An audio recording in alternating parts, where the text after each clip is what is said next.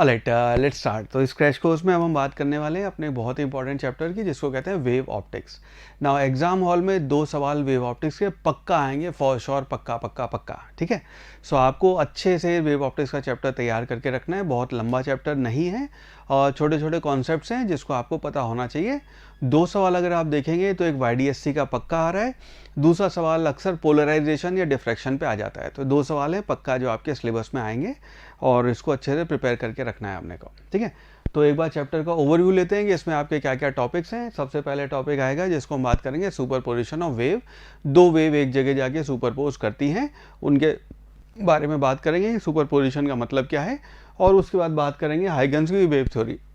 हाइगन in the year of आपका 1690 ही gave his wave theory, और उसके बाद 110 साल लगे उस वेव थ्योरी को, जब YDSC का एक्सपेरिमेंट हुआ, थॉमस यंग ने जब एक्सपेरिमेंट किया ये साबित होने के लिए कि वो थ्योरी सही है। तो वो हाइगन की पहले वेव थ्योरी देखेंगे, उसके बाद हम बात करेंगे आपका इंटरफेरेंस जो होता है लाइट का, वो कंस्ट्रक्टिव और डिस्ट्रक्टिव होता है, उसका मतलब क्या है। और उसके बाद ये फेमस एक्सपेरिमेंट देखेंगे, YDSC young double slit experiment. तो ये जो डबल स्लिट एक्सपेरिमेंट था, इससे साबित हुआ कि जो ये थ्योरी दी गई थी वेव थ्योरी, बिल्कुल सही थ्योरी थी।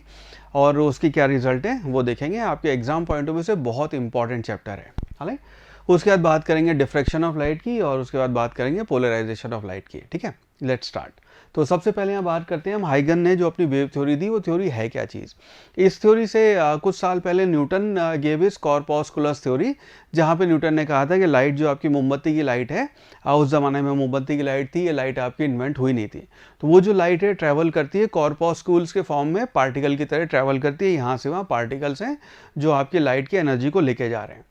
Huygens gave his theory, he said कि distribution from source, light source propagated in the form of wave। तो वो जो लाइट है आपकी, वो वेव के फॉर्म में आगे जाती है, और these waves they carry energy and momentum, और ये अपने साथ एनर्जी और मोमेंटम लेके जाते हैं। और डायरेक्शन ऑफ वेव प्रोपोगेशन है वो हमेशा वेव फ्रंट्स के परपेंडिकुलर होगी, ऐसा कहा गया। He introduce this term called wave fronts, हालांकि every particle on the wave fronts acts as a new source and this is known as secondary wavelet. मैं अभी समझाता हूँ वेव फ्रंट्स हैं क्या और ये सेकेंडरी वेवलेट्स होते क्या हैं। बट उसने कहा कि हर सोर्स, हर पार्टिकल जो है वो अब आपका जो आपका वेव फ्रंट है उस पर it acts as a secondary wavelet, ठीक है। और the secondary wavelet distribute maximum energy in the direction of आपकी वेव्स के डायरेक्शन में एनर्जी प्रोपोगेट करते हैं ना। इसका मतलब ये है कि मान लीजिए आपका साउंड या फिर लाइट का सोर्स है, हम ये लाइट की बात करेंगे वेव ऑप्टिक्स में, बट सेम चीज़ आपके साउंड के लिए भी ट्रू है। तो ये आपका सोर्स है, इस सोर्स से वेव जो है ऐसे ट्रैवल कर रही है, दीज आर कॉल्ड वेवलेट्स। और अगर इसका वेव का प्रोपोगेशन देखोगे तो यहाँ से वेव ऐसे जो जा रही है, ये वेव आपकी ये लाइट आपकी वेव के फॉर्म में ऐसे गई है, ये आपका लाइट ऐसे ट्रैवल कर रही है, ये आपकी वेव के फॉर्म में ट्रैवल करती है अकॉर्डिंग टू दिस थ्योरी। ना उस थ्योरी के हिसाब से ये भी कहा गया है कि हर पार्टिकल का जो हर पॉइंट है, now that will behave as a secondary wavelet. इसका मतलब ये है कि ये पॉइंट है, ये आपका सेकेंडरी वेवलेट की तरह बिहेव करेगा, ये आपका सेकेंडरी वेवलेट की तरह बिहेव करेगा। और ये आपके जहाँ पे इनका इंटरसेक्शन होएगा, ये पॉइंट ये पॉइंट ये पॉइंट, वहाँ पे आपका इंटरफेरेंस होएगा। और इंटरफेरेंस हो सकता है कंस्ट्रक्टिव हो सकता है डिस्ट्रक्टिव हो। और जहाँ कंस्ट्रक्टिव होएगा, एग्जैक्ट कंस्ट्रक्टिव वाली कंडीशन होगी, वहाँ पे इंटेंसिटी आपको मैक्सिमम दिखेगी। जहाँ पे आपका डिस्ट्रक्टिव होएगा, वहाँ पे आपको मिनिमम पॉसिबल इंटेंसिटी दिखेगी ड्यू टू आपका इंटरफेरेंस। ये आपकी वेव की थ्योरी थी, ठीक है। इसके बाद यहाँ पे बात करते हैं आपकी छोटी छोटी डेफिनेशन देखते हैं। उन डेफिनेशन की ज़रूरत आपको इस सिलेबस में पड़ेगी। सबसे पहला है जिसको हम कहते हैं फेज़। फेज़ है आपका, हम ये कहते हैं कि वेव को अगर आपने साइनोसोडल फॉर्म में लिखा है कि let's say a sine omega T plus phi naught, तो उसमें जो साइन के अंदर ब्रैकेट में लिखते हैं, टेक्निकली मैथमेटिक्स में उसको बोलते हैं आपका जो आर्ग्यूमेंट ऑफ साइन है, उसको कहते हैं हम यहाँ पे फेज। तो इसको हम कहते हैं ये आर्ग्यूमेंट है इसका। तो यहाँ पे ए साइन ओमेगा टी अगर है तो ओमेगा टी आपका फेज हो गया। नेक्स्ट यहाँ पे बात करते हैं फेज डिफरेंस की। तो अगर आपकी 2 वेव हैं, एक को मान लो हमने ए साइन ओमेगा टी कहा है, दूसरी मान लो आपका A sine omega T plus phi not है, तो इस केस में आपका दोनों का जो डिफरेंस है, फेज डिफरेंस, वो दोनों के आर्ग्यूमेंट या दोनों के, अगर हम इसको देखेंगे कि दोनों के जो फेज का डिफरेंस है वो आपका फेज डिफरेंस कहलाएगा। इसको हम कहते हैं यहाँ पे ये आपका फेज डिफरेंस हुआ है। नेक्स्ट यहाँ पे हम बात करते हैं पाथ डिफरेंस की। पाथ डिफरेंस है कि दोनों वेव जो ट्रैवल की हैं उनका एक्चुअली जो पाथ ट्रैवल किया है उन्होंने, उन दोनों के बीच का जो पाथ का डिफरेंस है उसको आप पाथ डिफरेंस कहते हैं। और दोनों में रिश्तेदारी जो निकल के आती है, रिलेशनशिप है, उसको आप कहते हैं delta X will be equal to lambda by 2 pi multiplied by आपका फेज डिफरेंस, या फिर आप कहते हैं phase difference that will be equal to 2 pi by lambda multiplied by delta X. ये आपका फेज डिफरेंस, ये आपका पार्ट डिफरेंस, ये इनके बीच का रिलेशनशिप है। मैं आपको यहाँ पे 1 मिनट लेके समझाता हूँ इसका मतलब क्या है, ठीक है। इसका मतलब ये है कि मान लीजिए ये सोर्स आपका S1, ये सोर्स आपका S2, और यहाँ पे आपका इस जगह पे कहीं पे जाके इंटरफेरेंस हो रहा है, यहाँ आपका ऑब्जर्वर है और ये आपका P पॉइंट है, ठीक है। तो वेव आपकी यहाँ पे ऐसे ऐसे गई है, ये वेव यहाँ पे ऐसे ऐसे ट्रेवल की है। तो मान लीजिए इस वेव को आप इक्वेशन लिखते हैं, इसकी जो वेव है उसकी इक्वेशन है y1 इज इक्वल टू, इस जगह पे जाके y1 is equal to a1 sine of omega T plus K X, और यहाँ पे मान लीजिए आपने x1 डिस्टेंस ट्रेवल किया है तो ये x1 हो गया, इसको ओमेगा 1 कह लेते हैं, सारे पैरामीटर हमने अलग ले लिया। दूसरी इक्वेशन जब वेव है यहाँ पहुँची है, उसकी वैल्यू हो गई मान लीजिए y2 is equal to a2, amplitude भी हम अलग मान रहे हैं, मल्टीप्लाइड बाय ये आएगा sign of omega 2t plus के x2। मान लीजिए यहाँ से यहाँ डिस्टेंस आपने x2 ट्रेवल किया है, ये आपका ये वेव यहाँ पहुँच के हो गई, ठीक है। अब जब यहाँ पे इंटरफेरेंस होएगा या फिर इनका सुपर पोजिशन होएगा, अब इसको यह समझना कि ये हो क्या रहा है फिनोमिना। फिनोमिना ये है कि वहाँ से आपको साउंड आ रही है, वहाँ से आपको साउंड आ रही है, अपनी जगह पे आप दोनों सुन रहे हैं, वहाँ से लाइट आई, वहाँ से लाइट आई, यहाँ पे आप दोनों देख रहे हैं। आपके पास ये ऑप्शन नहीं होता कि उसको तो मैं सुनूंगा या देखूंगा, इसको मैं टोटली इग्नोर कर रहा हूँ, I am not going to listen to this और वॉच दिस। ये आपके पास ऑप्शन नहीं है, बिकॉज जिस जगह पे आप हैं वहाँ पे दोनों वेव्स आके इंटरफेयर करेंगी ही करेंगी। इसका एक और प्रैक्टिकल एग्जांपल मैं आपको देता हूँ। जैसे समुद्र है, सी है, ओशन है, उसमें आपकी वेव्स बनती हैं। तो यहाँ से एक वेव बनी, यहाँ से दूसरी वेव आ रही है, और इस जगह पे जाके वेव का दोनों का इंटरफेरेंस हो रहा है। उसी वजह से आपके समुद्र में तूफान आते हैं। तो आपका शिप अगर है तो वो एकदम से हाई टाइड पे जाएगा, फिर एकदम से लो उस पे जाएगा, वो आपका इंटरफेरेंस का फिनोमिना है। आप ये नहीं कह सकते कि इस वेव को तो हम देखेंगे, इसको हम इग्नोर कर रहे हैं, आप नहीं कर सकते, बिकॉज जिस जगह पे आप हैं वह इंटरफेरेंस होगा ही होगा। अगर आप मैक्सिमा की लोकेशन पे इस वक्त हैं, वेव जो ट्रैवल करके सुपरपोज कर रही है, आपको मैक्सिमा, वो आपका समुद्री जहाज ऊपर जाएगा ही जाएगा, मिनिमा है तो उसके बाद नीचे आएगा ही आएगा, ये पक्की बात है, ठीक है। और ये आपका इंटरफेरेंस का एग्जाम्पल है। सेम बात यहाँ पे आपकी साउंड में और लाइट में होगी, इंटरफेरेंस होगा ही होगा, ऑलराइट। तो यहाँ पे जो अगर आप देखोगे तो इनका जो डेल्टा डिफरेंस है, फेज का डिफरेंस डेल्टा फाई, वो आएगा इन दोनों के इस फेज का डिफरेंस। इसको आप लिखोगे this will be equal to, मान लो 2 में से हम 1 माइनस कर रहे हैं, तो फेज डिफरेंस आएगा omega 2 minus omega 1, T common ले रहे हैं हम, प्लस आएगा आपका के x2 माइनस x1, ये आपका फेज डिफरेंस आएगा। नाउ इसको हम यहाँ पे कहते हैं कोहेरेंट सोर्सेज, जिसमें हम कहेंगे मान लो omega 2 is almost equal to omega 1, यानी कि इसकी वैल्यू आपकी 0 हो गई। और ये जो है एक्चुअली दोनों का पाथ डिफरेंस है डेल्टा एक्स, यानी कि आपका डेल्टा फाई जो है दैट विल बिकम, ये आपका के मल्टीप्लाइड बाय ये आपका डेल्टा एक्स हो जाएगा। और के को हम 2 पाई बाय लैम्डा लिखते हैं, तो हेंस आपका रिलेशन आ गया कि आपका डेल्टा फाई जो है वो आपका के डेल्टा एक्स से ऐसे रिलेटेड है, और के की वैल्यू 2 पाई बाय लैम्डा होती है। वेव्स में पढ़ा हुआ है आपने, ये वेव कांस्टेंट कहलाता है, ठीक है। तो ये आपका डेल्टा फाई हो गया ये। सिमिलरली यहाँ पे एक बात करते हैं हम टाइम डिफरेंस की, सेम रिलेशन है। टाइम डिफरेंस जो है उसको आप लिखेंगे this will be equal to T divided by 2 pi multiplied by delta phi. Time difference जब हम देख रहे हैं तो हम ये सेकंड वाला पोर्शन है डेल्टा एक्स, इसको 0 मान लेते हैं। यहाँ पे आप ओमेगा है, ये ओमेगा है, इसको आपने टी बाय 2 पाई लिखा है, और ये आपका ये वैल्यू आ जाएगी, ठीक है। सो ये आपका टाइम डिफरेंस हो जाएगा। यूजुअली अपने लिए ये इंपॉर्टेंट है, इसके ऊपर ढेरों सवाल बनते हैं, इसको आपने ध्यान रखना है, हाँ।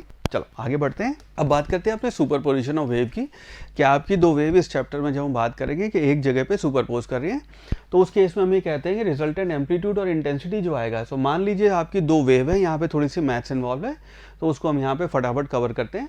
सो सुपरपोज हो रही है दो वेव, जिसको आपने कहा y1 ये है और y2 ये है, दोनों के बीच में फेज डिफरेंस आपका डेल्टा फाई आपका ये फेज डिफरेंस है, और a1 a2 इनके इंडिविजुअली एम्पलीट्यूड है। सिनेरियो ये है कि ये आपका सोर्स S1, ये आपका सोर्स S2, इस जगह P पे जाके आपका ऑब्जर्वर है, लाइट अगर है तो देख रहा है, साउंड अगर है तो सुन रहा है, दो वेव्स ऐसे ऐसे जा रही हैं। ये डिस्टेंस ट्रैवल x1 है, ये डिस्टेंस ट्रैवल x2 है, वगैरह वगैरह सारी बातें हो रही हैं। नाउ इस केस में फेज डिफरेंस जो आ गया आपको फाई हो गया, और जिस जगह पे सुपरपोज कर रही है वहाँ पे डिफरेंस हो गया। नाउ इसमें थोड़ी सी मैथ्स इन्वॉल्व है, इसमें मैथ्स की डिटेल में आ नहीं जा रहा हूँ।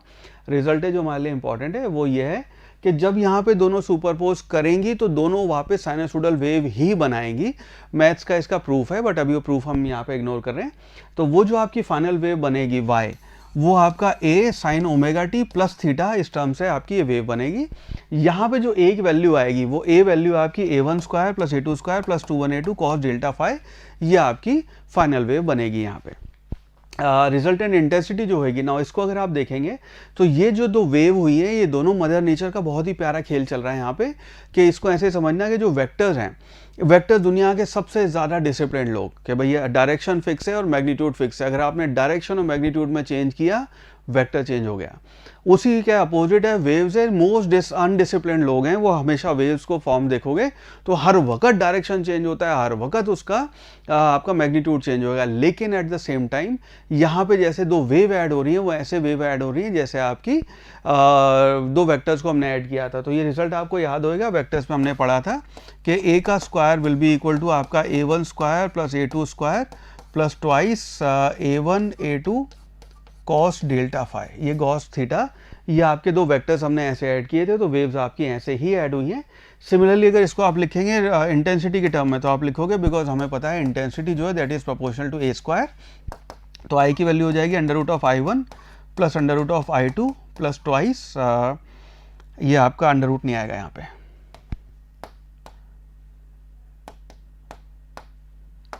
तो ये हो जाएगी i1 plus i2 plus twice under root of i1 i2 multiplied by cos delta phi, ये आपकी इंटेंसिटी हो जाएगी, बिकॉज आपके ए स्क्वायर के प्रोपोर्शनल है आपकी इंटेंसिटी। नाउ अगर आपके दोनों सोर्सेज बराबर हैं, दोनों की इंटेंसिटी बराबर है, तो उस केस में i1 i2 की वैल्यू आप बराबर लिख देंगे और यहाँ पे ये 4i0 cos square delta phi इसकी वैल्यू आ जाती है आपकी। ठीक है, इसको ध्यान रखना। उस केस में मल्टीप्लाई करते हैं और आपका 1 प्लस कॉस ऑलराइट, इसकी वैल्यू ये आ जाती है। ठीक है, अगेन मैथ से मैं आई am not going too much into mathematics right now for the purpose of this course. Now interference of light है, अगर हम कंस्ट्रक्टिव इंटरफेरेंस की बात करें तो कंस्ट्रक्टिव है जहाँ पे आपका मैक्सिमा आएगा। नाउ सारी वो कहानी जो हमने की थी, अपनी जो इंटेंसिटी आई, मैं इसको इंटेंसिटी एक बार फिर लिखता हूँ, इंटेंसिटी आई, उसकी वैल्यू आई आपकी i1 plus i2 plus twice under root of i1 multiplied by i2 multiplied by ये आपका कॉस डेल्टा फाई। अब सारी बागडोर जो है आपकी इंटेंसिटी की, ये कॉस डेल्टा फाई के ऊपर डिपेंड कर गई। कॉस डेल्टा फाई है जो यहाँ पे डिटरमाइन करेगा आई की वैल्यू क्या होगी। नाउ कंस्ट्रक्टिव इंटरफेरेंस हम कहते हैं कि जब आपकी इसकी वैल्यू 1 हो जाए, ये अगर वैल्यू 1 है तो आपका कंस्ट्रक्टिव इंटरफेरेंस बनेगा, अगर इसकी वैल्यू -1 है तो आपका डिस्ट्रक्टिव इंटरफेरेंस बनेगा। हम यहाँ पे कहते हैं कॉस थीटा की वैल्यू 1 का मतलब क्या है, हम कह रहे हैं कॉस डेल्टा फाई वैल्यू हो गई +1, यानी कि आपका डेल्टा फाई होएगा that will be equal to 2n pi. 2n pi मतलब 0, 2 पाई, 4 पाई, ये अगर है तो आपकी कॉस की वैल्यू 1 होती है, तो आपकी इसकी वैल्यू हो गई आपकी 2n पाई, ये मैक्सिमा की वैल्यू हो जाएगी। तो अगर डेल्टा फाई 2n पाई है तो आपको मैक्सिमा दिखेगा। सिमिलरली अगर मैं यहाँ डेल्टा फाई को रिप्लेस कर दूँ आपके पार्ट डिफरेंस है, तो आप लिखेंगे 2 pi by lambda multiplied by delta X is equal to 2n pi. 2 pi cancel हो जाएगा, यानी कि delta X will be equal to n lambda. ये आपकी कंडीशन हो गई मैक्सिमा के लिए, यानी कि डेल्टा एक्स जो है, delta X should be equal to n lambda, ये कंडीशन हो गई आपकी कंस्ट्रक्टिव इंटरफेरेंस की। ठीक है, चलो नेक्स्ट यहाँ पे बात करते हैं आपके डिस्ट्रक्टिव इंटरफेरेंस की। तो डिस्ट्रक्टिव अच्छा, कंस्ट्रक्टिव में ही जो अपना एम्पलीट्यूड आएगा, तो ए मैक्सिमम की अगर आप बात करेंगे तो ए मैक्सिमम जो आया अपना that will be equal to आपका a1 प्लस a2, ये आपकी मैक्सिमम वैल्यू हो जाएगी। और ए मिनिमा जो आएगा वो ए मिनिमा आपका a1 माइनस a2 हो जाएगा। ठीक है, सिमिलरली इंटेंसिटी आपकी i1 जो है, आई मैक्सिमम जो आएगा that will be equal to under root of i1 plus under root of i2 का स्क्वायर, ये आपकी वैल्यू हो जाएगी।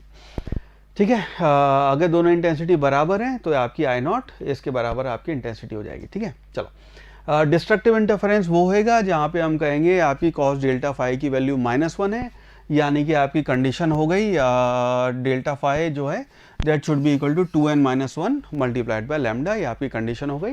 डेल्टा एक्स की कंडीशन हो जाएगी 2n-1 multiplied by lambda by 2। ठीक है, और आपका ए मैक्सिमम और मिनिमम जो बनेगा, जो इंपॉर्टेंट पॉइंट है वो यहाँ पे आएगा, आपका ए मैक्सिमम और मिनिमा जो बनेगा वो आएगा A minimum will be equal to a1 minus a2, ये आपका वो होएगा। और आई मिनिमम जो बनेगा आपका that will be equal to under root of I1 minus under root of I2 का होल स्क्वायर, ये आपका मिनिमा बनेगा।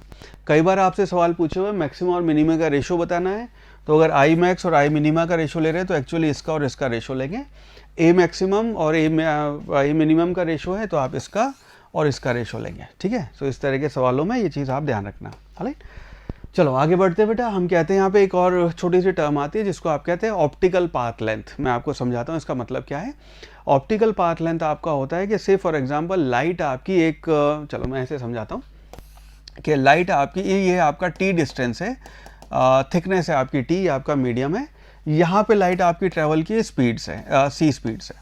नाउ यहीं पे अगर हम कहें कि ये आपका, मान लो इस जगह पे इस टी थिकनेस पे आपने कोई मीडियम डाल दिया जिसका रिफ्रैक्टिव इंडेक्स n है, ठीक है, और उससे जब लाइट आपकी ट्रैवल करेगी तो यहाँ पे वेलोसिटी जो है उसकी वो c/n हो जाएगी। तो यहाँ पे आपका टाइम थोड़ा सा ज़्यादा लगेगा। लेकिन इस पूरे चैप्टर में सारी कहानी हम करते हैं पाथ डिफरेंस की, हमें पाथ डिफरेंस पे इंटरेस्ट है। हमने यहाँ पे जो एक्स्ट्रा टाइम लगा उसको हमने कहा कि मान लो जो एक्स्ट्रा टाइम लगा है उसको एक काम करते हैं, टाइम के टर्म में ना लिख के हम ये कहते हैं कि लाइट आपकी सी स्पीड से ही कुछ एक्स्ट्रा डिस्टेंस ट्रेवल की है। हमने क्या कहा कि एक्स्ट्रा डिस्टेंस ट्रेवल की है, उस एक्स्ट्रा डिस्टेंस को हमने नाम दे दिया ऑप्टिकल पाथ लेंथ। और ऑप्टिकल पाथ लेंथ की वैल्यू आ गई आपकी NT, एन आपका रिफ्रैक्टिव इंडेक्स है और T आपकी थिकनेस है। तो ये आपका ऑप्टिकल पाथ लेंथ हो गया कि हमने कहा कि जो लेट आया बंदा, हमने कहा एक काम करते हैं, लेट इसलिए आया क्योंकि ट्रैफिक जैम मिला वगैरह वगैरह। हम कहते हैं कि भाई एक काम कर, लेट हमें इंटरेस्ट है पाथ डिफरेंस पे, हम कहते हैं मान ले सेम स्पीड से आया है पर लंबा रास्ता लेके आया है, सही नहीं है बट हमने कहा मान ले बिकॉज हमारा इंटरेस्ट पाथ डिफरेंस में था। उस पाथ डिफरेंस के लिए हमने फिर ये टर्म यूज़ की जिसको हम कहते हैं ऑप्टिकल पाथ लेंथ, और इसकी वैल्यू आपकी रिफ्रैक्टिव इंडेक्स मल्टीप्लाइड बाय आपकी जो डिस्टेंस ट्रेवल्ड है थिकनेस उसके बराबर हो जाएगी, राइट। यहाँ पे बात करते हैं बेटा अपने YDSC सेटअप की, जो यंग्स ने अपना सेटअप किया। पहले मैं आपको इसकी थोड़ी सी मैथ्स और वो वाली चीज़ समझाता हूँ, फिर दिखाता हूँ वेव फॉर्म के टर्म में क्या हुआ यहाँ पे। तो YDSC है, उसका सेटअप है कि आपने एक स्लिट यहाँ लगाई, एक स्लिट यहाँ लगाई और इस जगह पे आप इंटरफेरेंस नोटिस कर रहे हैं। तो ये दोनों वेव गई, ये आपका पार्ट डिफरेंस आएगा। ये जो दोनों वेव यहाँ से गई, पार्ट डिफरेंस को, ये अगेन डेरिवेशन है इसका, हम अभी स्किप कर रहे हैं। पार्ट डिफरेंस को आप लिखते हैं d sin थीटा। d है आपके स्लिट के बीच का डिफरेंस, इसको छोटा d हम बोलते हैं, दोनों स्लिट के बीच का जो डिफरेंस है उसको आप छोटा d कहते हैं, और आपके स्लिट और स्क्रीन के बीच में जो आपका गैप है उसको आप कैपिटल D से डिनोट करते हैं। ये टर्मिनोलॉजी है यहाँ पे। मैक्सिमा के लिए डेल्टा एक्स आपका n लैम्डा होना चाहिए, मिनिमा के लिए 2n-1 λ/2 होना चाहिए। ये आपकी इंटरफेरेंस की थ्योरी से हमें क्लियर है। अगर कभी ये सवाल पूछा जाए जेईई मेंस में तो बहुत कॉमन सवाल है, नीट में यूजुअली अभी तक नहीं पूछे गए बट इस साल अगर पूछ ले तो ध्यान रखना कि कितने नंबर ऑफ मैक्सिमास पॉसिबल है, ऊपर वाली साइड या नीचे वाली साइड। तो ऊपर वाली साइड जो मैक्सिमा है उसकी कंडीशन ये हो जाएगी कि आपका n जो है that should be less than equal to d/λ, उसका जो स्मॉलेस्ट इंटीजर आएगा वो आपका आंसर है। फॉर एग्जाम्पल अगर आप इसको कैलकुलेट कर रहे हैं और वैल्यू है इसकी 9.92 फॉर एग्जाम्पल, ठीक है, तो if that is the case 9.92 आ रहा है तो ऊपर आपके 9 मैक्सिमा पॉसिबल है, नीचे आपके 9 मैक्सिमा पॉसिबल है, बीच में सेंटर पे एक और मैक्सिमा बनेगा। तो ऊपर 9, नीचे 9 और बीच वाला वो, ये मिला के आपके 9 + 9 + 1 19 मैक्सिमा हो गए टोटल, ठीक है। तो इसको मैक्सिमा कितने हैं उसके लिए n की वैल्यू एक साइड पे मैक्सिमा आपके d/λ से आप कैलकुलेट करेंगे। अगर इसकी वैल्यू 99.99 आ रही है उसको आप इंटीजर राउंड ऑफ करके 100 नहीं बोलेंगे, उससे लोअर इंटीजर लेंगे। तो 99 ऊपर 99 नीचे, एक central maxima which makes it 199, ठीक है। चलो नेक्स्ट इसके बाद बेटा यहाँ बात करते हैं YDSC सेटअप में ही ये आपके जो फ्रिंजेस बनते हैं, तो आपने जो सेटअप देखा वहाँ पे एक bright fringe, bright fringe, bright fringe. Terminology है कि आपका जो सेंटर पे बनेगा उसको आप कहते हैं सेंट्रल मैक्सिमा। ऊपर आपका जो फर्स्ट ब्राइट आएगा उसको आप कहते हैं first maxima, second maxima, third maxima. Similarly नीचे जो आपके फ्रिंजेस बनेंगे उसको भी आप कहते हैं first maxima, second maxima, third maxima. ये आपकी टर्मिनोलॉजी है। तो ऊपर भी first, second, third, fourth maxima आएंगे, नीचे भी आपके first, second, third, fourth maxima आएंगे, और बीच में मैक्सिमा और दो मैक्सिमा के बीच में आपका मिनिमा आएगा, बिकॉज आपका lambda lambda lambda 1 lambda 2 lambda 3 lambda 4 lambda पे तो आपके मैक्सिमाज आ रहे हैं, और 1.5 लैम्डा 0.5 लैम्डा 1.5 लैम्डा 2.5 लैम्डा उस पर आपके मिनिमाज आएंगे। इनके बीच जो गैप होता है उसको आप यहाँ टर्म देते हैं जिसको हम कहते हैं बीटा, ठीक है, which is called fringe width. ना सेंट्रल फ्रिंज हमेशा होएगा, सेंट्रल फ्रिंज आपका या सेंट्रल मैक्सिमा वहाँ बनेगा हमेशा जहाँ पे आपका फेज डिफरेंस 0 एंड आपका पार्ट डिफरेंस 0 होएगा। दोनों में से आप दोनों की वैल्यू एग्जैक्ट सेम पॉइंट करती है, तो जहाँ पे सेंट्रल मैक्सिमा बनेगा मतलब वहाँ पे आपका फेज डिफरेंस 0 है और पार्ट डिफरेंस 0 है, इसको ध्यान रखना। उसके बाद जो आपके मैक्सिमाज आएंगे उसकी फ्रिंज विड्थ हम कहते हैं lambda D by D. Notice करना मैक्सिमाज की जो लोकेशन आएगी वो n lambda D by D होता है। तो फर्स्ट मैक्सिमा के लिए n की वैल्यू 1 रख देंगे, सेकंड के लिए 2, सो थर्ड के लिए 3। इन दोनों के बीच में जो गैप आएगा वो गैप बीटा है, इनके बीच में गैप आपका बीटा है। डार्क फ्रिंजेस के बीच में भी गैप आपका बीटा होता है, ठीक है। और एक ब्राइट फ्रिंज और एक नियरेस्ट डार्क फ्रिंज के बीच में आपका गैप बीटा बाय 2 होएगा, ठीक है। ये आपकी बीटा की वैल्यू हो गई। नाउ मैं एक बार आपको ये विजुअलाइज करवाता हूँ कि एक्चुअली यहाँ पे हुआ क्या है। वेव फ्रंट के टर्म्स में बात करते हैं। तो YDSC सेटअप में आपने एक स्लिट यहाँ ली, एक स्लिट आपने यहाँ ली। अगर यंग्स की थ्योरी सही है, 110 साल लगे बाद में इसको प्रूव करने के लिए, तो अगर थ्योरी सही है तो ये सारे लाइट आपकी वेव की फॉर्म में ऐसे ऐसे ऐसे ट्रैवल करेंगे। ये एक की आपकी वेव्स हो गई, दूसरे की वेव आपकी यहाँ से ऐसे ऐसे ऐसे ऐसे ये ऐसे ट्रैवल करेंगे। नाउ जहाँ जहाँ पे इनका इंटरफेरेंस हुआ उस लोकेशन को अगर आप देखेंगे, मान लीजिए स्क्रीन आपने यहाँ रखी है, तो यहाँ पे आपका एक सेंट्रल मैक्सिमा बन गया, बिकॉज यहाँ से और यहाँ से लेट से दोनों का डिस्टेंस बराबर था, दोनों का पार्ट डिफरेंस 0 था, तो आपका यहाँ सेंट्रल मैक्सिमा बना। अगला मैक्सिमा यहाँ कहीं बनेगा, यहाँ कहीं बनेगा, यहाँ कहीं बनेगा, यहाँ कहीं बनेगा, वो आपके कंडीशन जहाँ पे आपका डेल्टा एक्स n लैम्डा है वहाँ पे आपको मैक्सिमा दिखाई देंगे। ये आपकी वेव YDSC एक्सपेरिमेंट है, ठीक है। सो ये आपका, आई होप ये चीज़ समझ में आई। फ्रिंज विड्थ आपको ध्यान रखना है। एक और यहाँ पे छोटी सी डेफिनेशन है which is called angular fringe width. इसके ऊपर भी सवाल बनते हैं।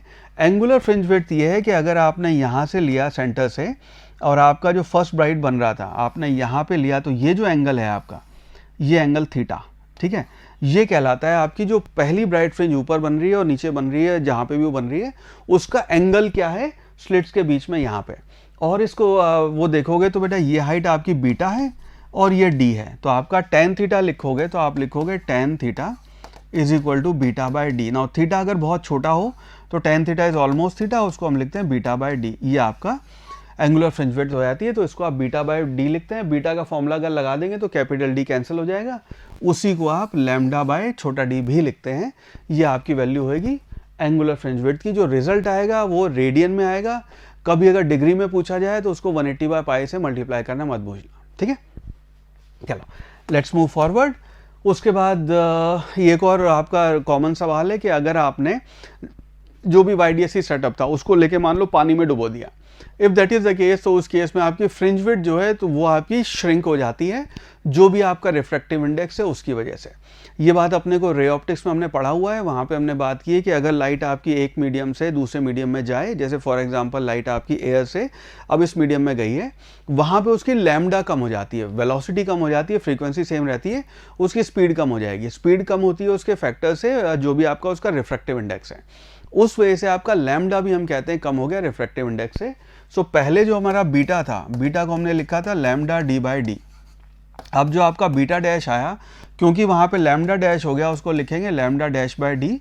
और ये जो बीटा डैश है इसकी वैल्यू हो जाएगी, लैम्डा आपका चेंज हो गया, लैम्डा बाय लेट्स से उसका रिफ्रैक्टिव इंडेक्स एन है डी बाई डी। तो ये आपका ओरिजिनल बीटा है, इसको हम कहेंगे बीटा बाय म्यू या बीटा बाय एन से आपकी वैल्यू चेंज हो जाएगी।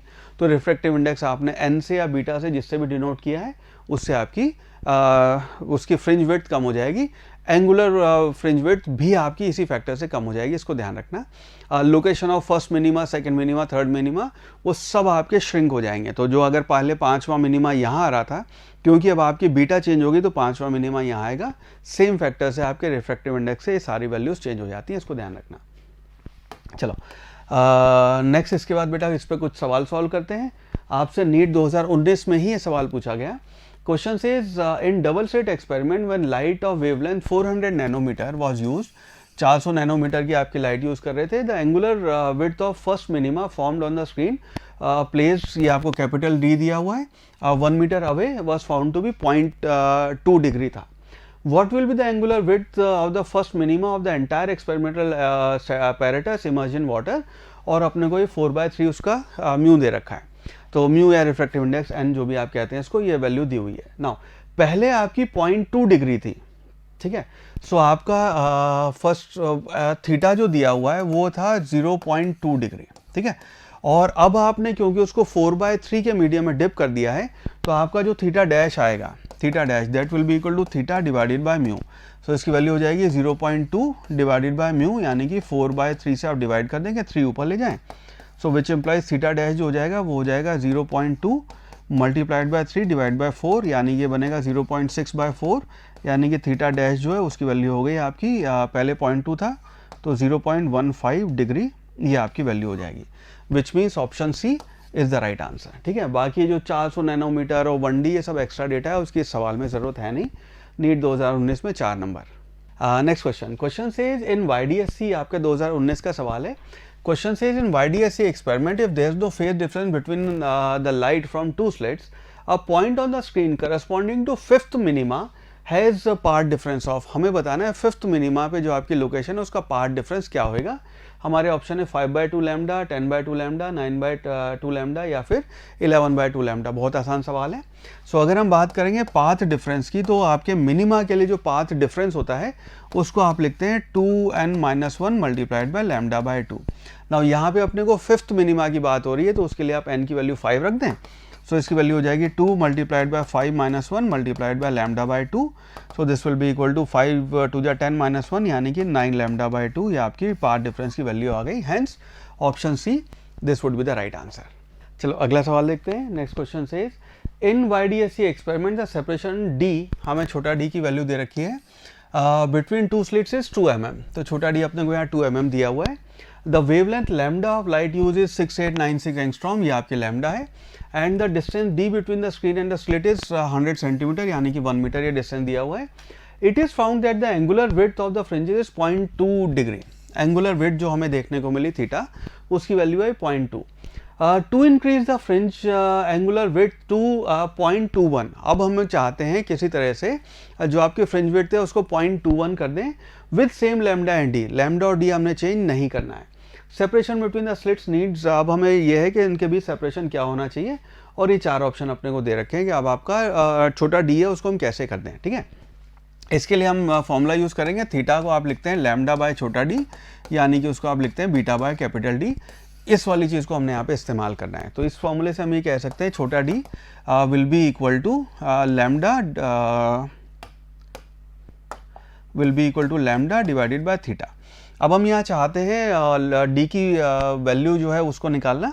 सो हम यहाँ कहेंगे d2 डिवाइड बाय d1। अगर आप इसको दोनों की वैल्यू देखेंगे, so this will be equal to lambda के डायरेक्टली प्रोपोर्शनल है lambda 2 by lambda 1 multiplied by, ये हो जाएगी वैल्यू आपकी थीटा 1 डिवाइडेड बाय थीटा 2।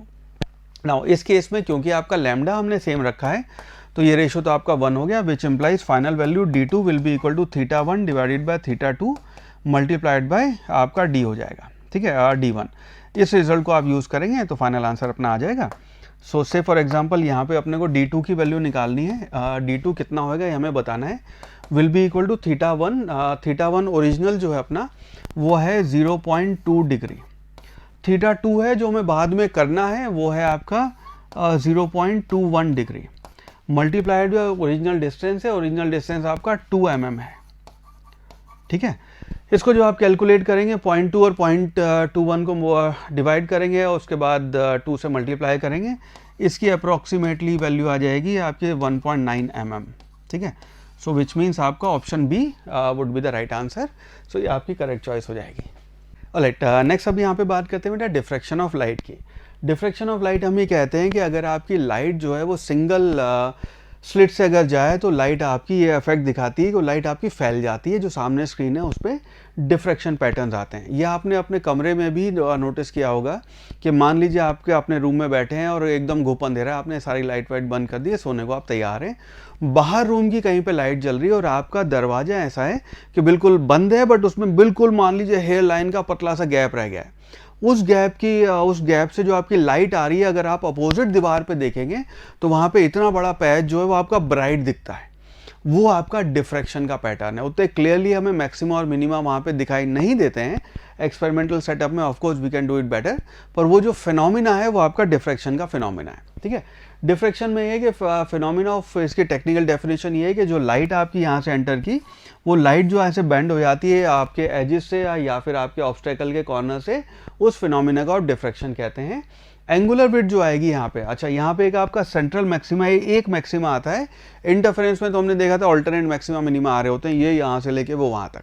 हम यहाँ पे कहते हैं जो आपका डिफ्रैक्शन का पैटर्न है उसमें आपको एक सेंट्रल मैक्सिमा दिखाई देगा। उस सेंट्रल मैक्सिमा का जो आपका एंगुलर विड्थ आएगी, इसको आप टोटल यहाँ से यहाँ तक, तो फर्स्ट डार्क से फर्स्ट डार्क दोनों साइड पे देखेंगे, उसकी जो एंगुलर विड्थ आती है वो 2 थीटा, तो ऊपर वाला एंगल थीटा, नीचे वाला एंगल थीटा, टोटल को मिला के हम उसकी एंगुलर विड्थ कहते हैं। उसकी वैल्यू आती है twice lambda divided by B. B यहाँ पे जो स्लिट है, एक सिंगल स्लिट है, उस स्लिट का जो थिकनेस है उसको आप बी कहेंगे। ये आपकी एंगुलर विड्थ आती है। लीनियर विड्थ अगर देखेंगे तो क्योंकि यहाँ पे हम इस एंगल को बहुत छोटा मान रहे हैं, तो उसकी value 2 theta multiplied by D हो जाएगी। tan थीटा की टर्म्स में निकाल के ये वैल्यू आती है, और ये फॉर्मूला आपने ध्यान देना है। ठीक है, डी अगेन स्क्रीन और उसके बीच का डिस्टेंस है, सो ये आपका 2d थीटा बन जाएगा, या फिर 2 लैम्डा एफ बाई बी, ये आपकी इसकी वैल्यू आ जाएगी। ठीक है, राइट, नेक्स्ट मूव करते हैं बेटा आगे, मूव ऑन करते हैं यहाँ पे पोलराइजेशन ऑफ लाइट पे। अगेन ये फिनोमिना है polarization of light, day to day उसमें आप ऑब्जर्व कर सकते हैं पोलराइजेशन ऑफ लाइट को। मैं अगर आप इसको ऐसे समझाऊं तो बेसिक, बिल्कुल बेसिक से अगर मैं समझाऊं कि पोलराइजेशन है क्या, पहले समझते हैं अनपोलराइज क्या है। तो से फॉर एग्जांपल मान लीजिए, चलो इससे काम चला लेते हैं। मान लीजिए ये आपकी एक वायर है ना, ब्लैक वाली वायर लेते हैं। मान लीजिए ये आपकी एक वायर है, ठीक है, आई होप ये वायर आपको दिख रही होगी। मान लीजिए इस वायर को मैंने ऐसे पकड़ा हुआ है, और इस वायर को पकड़ के मैं ऐसे वाइब्रेट करूं, तो अगर मैंने इसको ऐसे वाइब्रेट किया है तो बेटा इसमें ऐसे ऐसे ऐसे ऐसे वेव जनरेट हो जाएंगी। इसी वायर को अगर मैं ऐसे पकड़ के वाइब्रेट करूं तो इसमें अब ऐसे ऐसे ऐसे ऐसे वायर्स में आपकी वेव जनरेट हो जाएंगी। नाउ इमेजिन करो कि अगर मैंने वायर्स लिए, बहुत सारी वायर्स हैं, कुछ वायर में तो वेव ऐसे जा रही है, कुछ में वेव ऐसे जा रही है, कुछ में वेव ऐसे, हर डायरेक्शन में आपकी वेव हो सकती है। If that is the case, उस सोर्स को हम बोलेंगे अनपोलराइज। मतलब लाइट जो आपकी आ रही है, छोटे छोटे वेव्स पार्टिकल हैं, कुछ ऐसे वाइब्रेट कर रहे हैं, कुछ ऐसे, हर डायरेक्शन में वाइब्रेट कर रहे हैं। If that is the case, उसको हम कहते हैं अनपोलराइज लाइट। तो आपके कुछ वाइब्रेशन ऐसे हैं, कुछ ऐसे हैं, कुछ ऐसे हैं। अभी यहाँ पे हम जानबूझ के ई और बी की बात नहीं कर रहे हैं, हम ये नहीं कह रहे हैं कि इलेक्ट्रिक फील्ड कौन सी है, मैग्नेटिक फील्ड कौन सी है, बिल्कुल बेसिक में आपको समझा रहा हूँ। कुछ वाइब्रेशन आपके ऐसे भी हो सकते हैं, कुछ वाइब्रेशन, तो हर डायरेक्शन में जो लाइट यहाँ से आ रही है, इसके हर डायरेक्शन में वाइब्रेशन हो रहे हैं। और यहाँ पे हमने कुछ एक फिनोमिना किया जिसको आप पोलराइजर लगाते हैं, उसके बाद आपको लाइट सिर्फ और सिर्फ मान लो इस डायरेक्शन में मिल गई। Now this will be called polarize light. तो अब आपको ये यहाँ जो लाइट मिलेगी इसको आप कहते हैं पोलराइज लाइट है। इसमें वाइब्रेशन आपके सिर्फ एक डायरेक्शन में हो रहे हैं, वही लोग पास किए यहाँ से जो इस डायरेक्शन में वाइब्रेट कर रहे थे। ये आपकी पोलराइजेशन का फिनोमिना है। तो पोलराइज कहते हैं कि अनपोलराइज लाइट है, हमने पोलराइजर लगाया और आगे डिटेक्टर लगाया, तो हमने देखा सिर्फ इस डायरेक्शन के वेव्स आगे पास ऑन हो रहे हैं। यहाँ पे मल्टीपल तरीके हैं लाइट को पोलराइज करने के लिए, 5-6 तरीके जो आपके सिलेबस में आते हैं, पर बाकी सारे तो थ्योरी हैं। लेकिन जो हम जिस चीज़ पे आपके सवाल बनते हैं वो आपका ब्रूएस्टर वाला मेथड है। It is called polarisation by reflection. Experimentally Brewster ने नोटिस किया कि कुछ ऐसे सर्टेन मटेरियल हैं, क्वार्ट्ज हैं, ग्लास हैं, कुछ ऐसे मटेरियल हैं जो नेचुरल एग्जिस्ट करते हैं, जिनके ऊपर अगर आपकी लाइट इंसिडेंट हो तो वो लाइट आपकी रिफ्लेक्ट भी होएगी, रिफ्रैक्ट भी होएगी, और आपकी जो रिफ्लेक्टेड लाइट है वो रिफ्लेक्टेड लाइट अपने आप ही प्लेन पोलराइज हो जाती है, जो रिफ्रैक्ट हुई वो पार्शियली पोलराइज रहेगी। ठीक है, this is what the phenomena जो यहाँ पे नोटिस किया है। नेचुरल एग्जिस्टिंग चीज़ें ऐसे पोलराइज कर देती हैं। तो जो रिफ्लेक्टेड लाइट हुई, इसमें अब एक्सपेरिमेंटली नोटिस किया, जो रिफ्लेक्टेड लाइट है और जो रिफ्रैक्टेड लाइट है उनके बीच में बाय डिफॉल्ट 90 का एंगल है, ऐसा हमने नोटिस किया। ये है फिनोमेना। अब इसके ऊपर जो इंटरेस्टिंग चीज़ आती है अपने लिए, वो ये ब्रूएस्टर का लॉ है, विच सेज रिफ्रैक्टिव इंडेक्स जो इसका आएगा, इसका डेरिवेशन है जो अभी हम स्किप कर रहे हैं, इसका जो मटेरियल है उसका refractive index will be equal to tan theta P, या फिर इसको आप आई कह सकते हैं। ये ब्रूएस्टर एंगल का इंसिडेंट एंगल है। तो इसका म्यू जो है वो आपके tan आई के बराबर अगर होगा तो आपको ये फिनोमेना देखने को मिलेगा। ठीक है, so if that is the case, इस आई पे अगर आप इंसिडेंट करेंगे, जो इसका म्यू है और tan थीटा वो लेंगे उसके बराबर, तो आपको फिनोमेना देखने को मिलेगा। So this is called polarisation by reflection. ना यहाँ पे दूसरा जो इंपॉर्टेंट लॉ है अपने लिए वो कहलाता है मेलस लॉ, ठीक है। मेलस लॉ ये कहता है कि अगर आपने अनपोलराइज्ड लाइट को एक पोलराइजर के थ्रू पास किया है, उसके बाद नेक्स्ट पोलराइजर के थ्रू जब आप पास करेंगे उसकी जो इंटेंसिटी आती है वो आपका आई नॉट कॉस स्क्वायर थीटा के बराबर हो जाती है, ठीक है। ये लॉ है, मैं आपको ये लॉ समझाता हूँ क्या हुआ यहाँ पे। तो मान लीजिए आपकी लाइट आ रही थी जिसकी पोलराइजेशन आपने ऐसे ऐसे किया हुआ था, ठीक है। ये आपकी पहले अनपोलराइज्ड लाइट थी, उस अनपोलराइज्ड लाइट को आपने पोलराइजर लगा के किया और अब आपकी इंटेंसिटी इसकी आई नॉट है और ये लाइट ऐसे पोलराइज होकर जा रही है। इसको इमेजिन करने के लिए, विजुलाइज करने के लिए आप ऐसे समझ सकते हैं कि मान लीजिए बहुत सारे लोग डांस कर रहे हैं, कुछ लोग ऐसे डांस कर रहे हैं, कुछ ऐसे डांस कर रहे हैं, कुछ ऐसे डांस कर रहे हैं। आपने एक दरवाज़ा ऐसे यहाँ लगा दिया कि जो सिर्फ ऐसे डांस कर रहे हैं वो लोग बाहर निकल पाएंगे, जो ऐसे डांस कर रहे थे वो डांस करते करते वहाँ पे अटक जाएंगे। तो इसको ऐसे को डांस करके लोग यहाँ आ रहे हैं, कुछ ऐसे डांस कर रहे हैं, कुछ ऐसे कुछ ऐसे। तो जो लोग ऐसे डांस कर रहे हैं वही लोग इस दरवाजे के थ्रू पास हो पाएंगे। ये हमने पोलराइजर करके अनपोलराइज्ड लाइट जो थी उसको पोलराइज कर दिया। ना उसके बाद आपने मान लीजिए एक और दरवाज़ा लगाया, एक और दरवाज़ा ऐसे लगाया कि उसमें ऐसे करके आप चाहते हैं कि ऐसे करके जो पहले जो सीधे आ रहे थे उसको अब ऐसे करके आप वो वाले लोग आएंगे थीटा एंगल पे, इसका जो एंगल था उससे थीटा एंगल पे आपने नेक्स्ट पोलराइजर लगाया। ना ये जो आपकी पोलराइज लाइट है, जो ये पोलराइज आपकी लाइट आ रही है, इसके अगर आप दो कंपोनेंट करेंगे तो उस डायरेक्शन में कॉस थीटा वाला कंपोनेंट आया, उसके परपेंडिकुलर आपका साइन थीटा वाला कंपोनेंट आया। ना कॉस थीटा वाला कंपोनेंट तो पास ऑन हो जाएगा, ठीक है। साइन थीटा वाला क्योंकि 90 के एंगल पे वो बिल्कुल ही अटक जाएगा, वो आगे पास नहीं हो पाएगा। If that is the case, तो यहाँ पे जो भी इसका एम्पलीट्यूड था, यहाँ जो लाइट अब आपकी बाहर निकलेगी ऐसे करके इस एंगल पे, उसका एम्पलीट्यूड ए कॉस थीटा बाहर निकलेगा, ठीक है। और इंटेंसिटी क्योंकि आपकी आइस इंटेंसिटी जो है ए स्क्वायर के प्रोपोर्शनल है, तो यहाँ जो आपकी इंटेंसिटी आएगी वो आपकी ए कॉस स्क्वायर थीटा यानी कि आई कॉस स्क्वायर थीटा के प्रोपोर्शनल आएगी। तो ये आपका मेलस लॉ है कि अगर आपने ये जो पोलराइजर लगाया, पोलराइज लाइट को ही अब आप ऐसे पास कर रहे हैं, उस केस में आपकी intensity I cos square theta हो जाएगी, ठीक है। आई होप ये मेलस लॉ आपको समझ में आया। डायरेक्ट इसके फॉर्मूले को आप इस्तेमाल कर सकते हैं अपने एग्जाम हॉल में। एक और चीज़ जो यहाँ पे अपने लिए इम्पॉर्टेंट है वो ये है कि अगर मान लीजिए आपकी पहली इंटेंसिटी यहाँ पे आई नॉट आ रही थी, उसके बाद जब आपने फर्स्ट टाइम इसको पास किया पोलराइजर से, आपकी इंटेंसिटी आई नॉट बाई 2 हो जाएगी। उसके बाद यहाँ पे इंटेंसिटी आपकी आई नॉट बाई 2 जो ओरिजिनल इंटेंसिटी थी multiplied by cos square theta हो जाएगी। इस चीज़ को ध्यान रखना। तो अनपोलराइज लाइट को जो पहली बार आप पास करेंगे उसकी इंटेंसिटी आप आई नॉट बाई 2 रखते हैं, ठीक है। चलो अब बेटा इसके ऊपर सवाल सॉल्व करते हैं। आपके नीट 2017 का सवाल है। Question says two polaroids P1 and P2 are placed with their axis perpendicular to each other. तो हमने दो पोलराइड ऐसे रखे हुए हैं कि उनके बीच में 90 डिग्री का एंगल है। Unpolarize light I naught is incident on P1, तो आई नॉट आपकी इंटेंसिटी की लाइट P1 पे आई।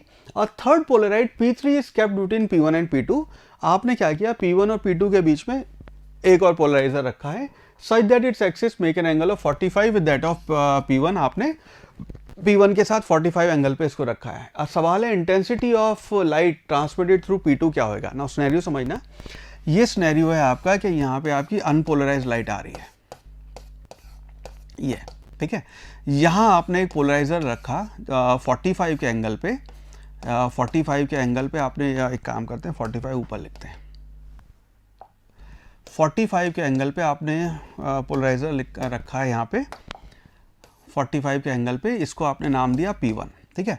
उसके बाद आपने यहाँ पे एक पोलराइजर रखा है P2 और उसका इसके साथ एंगल 90 डिग्री का है। ये आपका ऐसे करके वैल्यू है इसकी। अब आपने क्या किया, इन दोनों के बीच में एक और पोलराइजर रखा है ऐसे ये वाला, और नहीं ये जो ये आपका P3 है इसका एंगल 45 है। तो ये वाला तो पोलराइजर ऐसे था, उसके बाद आपका ये 90 के एंगल पे था, 45 डिग्री पे आपने ये पोलराइजर यहाँ रख दिया।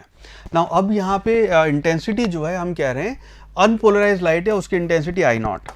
अब यहाँ पे आपको बताना है यहाँ जो इंटेंसिटी आएगी इसको I3 कह लेते हैं, I3 आपका कंफ्यूज ना हो जाए, इसको आई डैश कह लेते हैं, ठीक है। ये आपकी जो फाइनल इंटेंसिटी है वो कितनी होगी ये बताना है। सिंपल सवाल है। इसको मैं ऐसे देखना कि यहाँ जो इंटेंसिटी आई नॉट है, P1 से जो लाइट आपकी बाहर पास होएगी उसकी इंटेंसिटी होगी आई नॉट बाई 2। आपकी इंटेंसिटी हो जाएगी आई नॉट बाई 2। ना ये लाइट जब इससे, क्योंकि इन दोनों के बीच में यहाँ पे ये 45 का एंगल है, उसके बाद ये आपका फिर 45 का एंगल ये हो रहा है, यहाँ पे जो आपकी इंटेंसिटी आएगी इसको यहाँ जो इंटेंसिटी इसके बाहर निकलेगी उसको आप लिखेंगे I naught by 2 multiplied by cos square 45। क्यों? यहाँ पे आपका 45 का एंगल था, तो ये मेलस लॉ से कॉस स्क्वायर 45 ये वैल्यू हो जाएगी। इसको अगर आप कैलकुलेट करेंगे तो कॉस 45 होता है आपका 1/√2, उसका अगर आप स्क्वायर करेंगे तो 1/2 बन जाएगा, यानी कि वैल्यू हो जाएगी I0/4। तो यहाँ पे अब इंटेंसिटी आपकी गई I0/4 की। यहाँ से जो आपकी इंटेंसिटी बाहर निकलेगी ये होगी आपकी I0/4 multiplied by cos square 45। इसको आप दोबारा लिखेंगे, कॉस स्क्वायर 45 ये वैल्यू आएगी। सो कॉस स्क्वायर 45 हमें पता है 1/2 होता है, तो फाइनल इंटेंसिटी हो जाएगी आपकी I0/8। सो 1/2 मल्टीप्लाइड बाय 1/4 करेंगे तो 1/8 हो जाएगी, विच मीन्स आपका जो ऑप्शन 2 है I0/8 ये आपका राइट आंसर हो जाएगा। आई होप ये चीज़ आपको समझ में आई। चैप्टर मुश्किल नहीं है, इसके कुछ बेसिक्स हैं जो आपको ध्यान रखने हैं। अगर वो बेसिक्स आते हैं, सवालों की प्रैक्टिस है, तो आपके फटाफट आधे मिनट में इसके सवाल सॉल्व होंगे। ठीक है, I wish you all the best for your exam.